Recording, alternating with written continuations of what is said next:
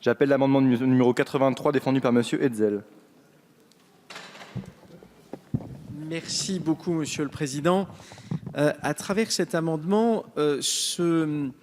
pose évidemment une autre question que nous n'avons pas encore eu l'occasion d'évoquer,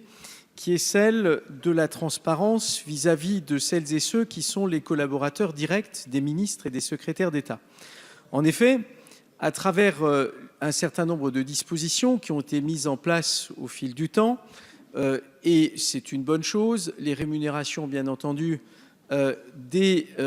membres du gouvernement sont connues, les rémunérations des parlementaires le sont, mais nous savons pertinemment que celles et ceux qui assistent directement les membres du gouvernement, c'est-à-dire les membres du cabinet, eh bien, pour ces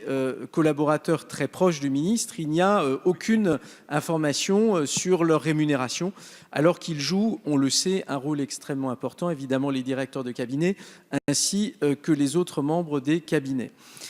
Il y a aujourd'hui une information générale qui est diffusée par le secrétariat général du gouvernement avec une enveloppe globale, mais celle-ci ne détaille pas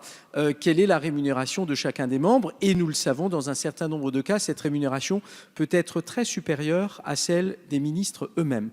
Donc c'est tout de même un point qui, là aussi, mérite une attention toute particulière, raison pour laquelle je propose à travers cet amendement que soit adopté eh bien, un article qui dit que chaque année est rendu public le montant des rémunérations des directeurs de cabinet et des conseillers de tous les ministres et secrétaires d'État. Je pense que nous avons un débat autour de la transparence. Eh bien, osons cette transparence pour qu'elle soit effectivement un petit peu plus large que simplement celle qui aujourd'hui serait imposée par le pouvoir exécutif vis-à-vis du